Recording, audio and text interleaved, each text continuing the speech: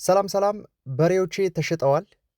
5 ኮርማዎች ነበሩኝ እንደምታውቁት እንግዲህ 5ቱንም ከበዓል ወዲህ ጨርሻቸዋለሁኝ ማለት ነው። እንግዲህ ዛሬ ልነግራችሁ የፈለግኩት ዋና ጉዳይ የኔ በሬዎች ተሽጠው ማለቃቸውን ብቻ አይደለም፣ ገበያውስ ምን ይፈልጋል፣ ምን አይነት ከብቶችን ብትሰሩ በጣም ያዋጣል የሚለው ነው ዛሬ የምጠቁማችሁና በገበያው ላይ 2 አይነት ከብቶች አሉ በስፋት ማለት ነው። እያንዳንዳችን ልናውቃቸው የሚገቡ ያ ማለት ለማድለብ ዝም ብሎ ከሳ ያለውን ብቻ ወይ ጥሩ አቋም ያለውን ብቻ ገዝቶ ወደ ስራው መግባት ብቻ ሳይሆን የሰው አቅም ምን አይነት ከብቶችን ይገዛል ወይም ደግሞ ለገበያ ስታወጧቸው በጣም ተፈላጊ ሆነው የሚገዟቸው አይነት በጣም ሰዎች በጣም የሚፈልጓቸው የሚጫረቱባቸው አይነት ከብቶች አሉ። እነሱን እነግራችኋለሁኝ ዛሬ። በጣም ትምህርት የወሰድኩበትና ሰዎች እንደዚህ ቢሰሩ በጣም አዋጭ ነው ብዬ ያሰብኳቸው ለእኔም ደግሞ ወደ ትግበራ ወይም ደግሞ ቀጣይ ለስራዬ ጥሩ የሆነ ግብአት ያገኘሁበትም ጭምር ነው። እንግዲህ በድጋሜ እንኳን አደረሳችሁ ልላችሁ እወዳለሁኝ። ለውድ ቻናል ተከታታዮቼ አክብሮታችሁን እንግዲህ በየቦታው አይቼዋለሁኝ። በጣም ደስ የሚል ነው። በጣም ጥሩ ብርታት የሚሆን ነው። ከልብ አመሰግናለሁ። ያው አመሰግናለሁ ብቻ ብዙ ትርጉም የለውም።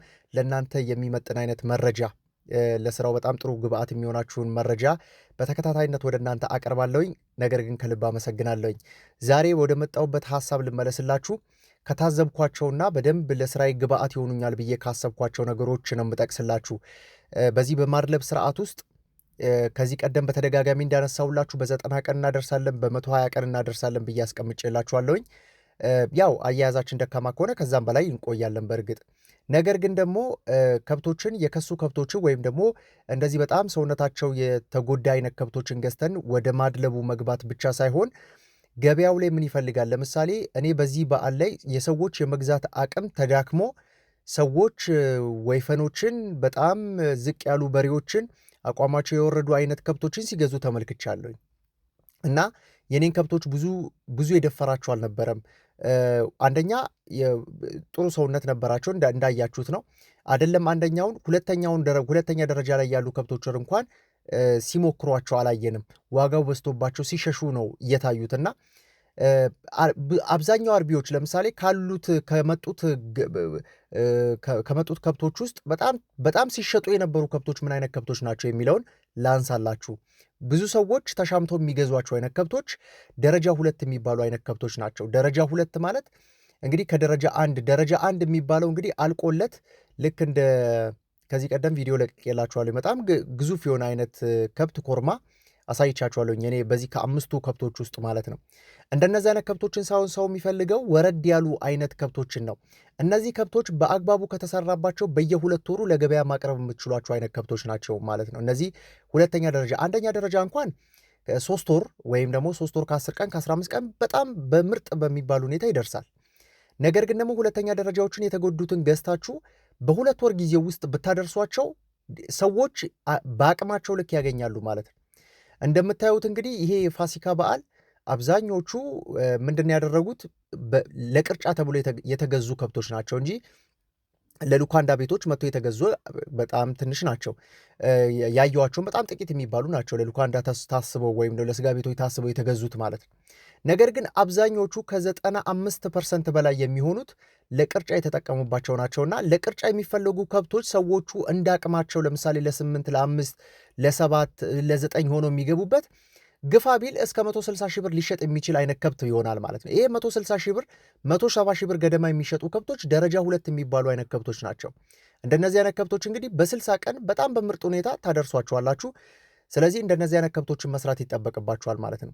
ሰዎች በአቅማቸው ልክ እንዲገዙ ወይም በጣም ተፈላጊ የሆኑ ከብቶች ከእጃችሁ ላይ ወዲያው ብድግ ብሎ የሚነሱ አይነት ወይም ደግሞ ቶሎ ለሽያጭ የምታቀርቧቸው አይነት ከብቶች ደረጃ 2 ከብቶች ናቸው። ደረጃ 1 የሚባሉ አይነት ከብቶች አቅም ይፈልጋሉ። ከስንት አንድ ነው እንግዲህ ጠይቀው ዞር ይላሉ እንጂ ሰዎች ደፍረው ሲከፍሉ አይታይም። በጣም ግዙፍ ናቸው። ለምሳሌ ካየኋቸው ገበያዎች ውስጥ በጣም ደረጃ 1 ከሚባሉ ከብቶች በጣም ትንሽ ናቸው። ሰዎች ደረጃ 1ን ለማድለብ በጣም ኮስት ያደርጋቸዋል ወይም ደግሞ በጣም ዋጋ ያስወጣቸዋል፣ ጊዜ ይፈልግባቸዋል፣ ጥሩ አያያዝም ይጠበቅባቸዋል። ነገር ግን ደረጃ 2ን ለመስራት እነዚህ ሁሉ ነገሮች በጣም የቀነሱ ናቸው። አንደኛ በጣም ከፍተኛ የሆነ ስኪል አያስፈልጋችሁም። ወይም ደግሞ ለምሳሌ ከብቱ ወደ አንደኛ ደረጃ እየመጣ በሄደ ቁጥር የተለያዩ ሪስኮች እየመጡ ነው የሚመጡት። ከተለያዩ ዲስኦርደሮች ጋር ተያይዞ ትንሽ የሆነ ስህተት ካለች ከብቱን ገደል ይዞት ይገባ ወይም ደግሞ ልፋታችሁ ከንቱ ይቀራል ማለት ነው።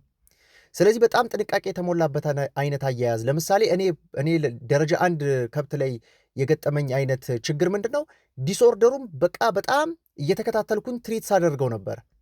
ያ ማለት ያለውን የስጋ ሸክም ወይም ደግሞ ያለበትን የሰውነት ክብደት ትንሽ ስህተት ቢያጋጥሙ ሙሉ በሙሉ ዱቄት ስለሚያደርገው ማለት ነው። ወይም ደግሞ በቃ አንደርዌት ይሆናል፣ በአጥንቱ ይቀራል ማለት ነው። በ2 እና በ3 ሳምንት ውስጥ በአጥንቱ ነው የሚቀረው። ስለዚህ ከዚህ ጋር ተያይዞ እንደነዚህ አይነት በጣም ተሰርቶባቸው እንደገና ደግሞ ወደታች እንዳይመለሱባቸው ከብቶች ልዩ ጥንቃቄ ይፈልጋል። ደረጃ 2 የሚባሉት ግን ከእንደዚህ አይነት ችግር ነፃ ናቸው። አንደኛ በጣም ከአቅማቸው በላይ እስኪሆን ድረስ የስጋ ክምችትን የመያዝ እድላቸው ጠባብ ነው።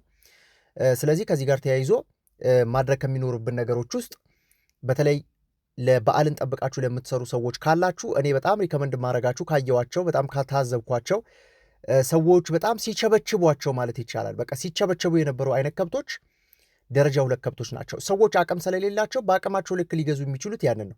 ነገር ግን ደግሞ ሉካንዳ ቤቶችን ታርጌት ያደረጋችሁ ሰዎች እዛ ሄዳችሁ ያንን ማርኬት መስራት የምትፈልጉ ሰዎች ካላችሁ ግን እመመክራችሁ ደረጃ 1ዶችን ነው። ደረጃ 2ቶችን ዞር ብለው ማያዩላችሁ።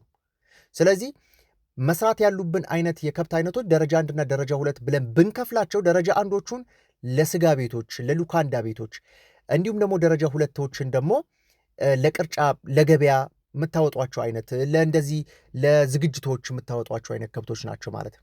ስለዚህ ከዚህ ጋር ተያይዞ ደረጃ 1ዶቹ 280 ሺህ እና 250 ሺህ ሲሸጡ የነበሩ አይነት ከብቶች ናቸው እውነት ለመናገር።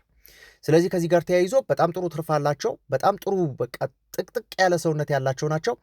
መራመድ እስኪያቅታቸው ድረስ ባለውን የሰውነት የስጋ የመያዝ አቅማቸው ያን ያክል የሆነው ማለት ነው። ስለዚህ ከዚህ ጋር ተያይዞ ከታዘብኳቸው ነገሮች ውስጥ ይህንን ጀባ ልበላችሁ ብዬ ነው። በቀጣይ እንግዲህ አሉ በደንብ ሼር የማደርጋችሁ ነገሮች አሉ። ለዛሬ ይሄኛው ይብቃን። በድጋሚ እንኳን አደረሳችሁ ልላችሁ ፈልጋለሁኝ። መልካም በዓል ይሁንላችሁ። እንግዲህ ሳምንቱ ሙሉ በዓል ነው። ወደ ስራው ለመግባት እየተንደረደራችሁ ያላችሁ ካላችሁ ይህንን መረጃ ዛሬ ጀባ ብያችኋለሁ። በቀጣይ ደግሞ የኔም ደግሞ 5ኛ ዙራችን ይቀጥላል። ስለዚህ ከዚህ ጋር ተያይዞ በዚሁ ስራችን ተጠናቋል። ሰላም።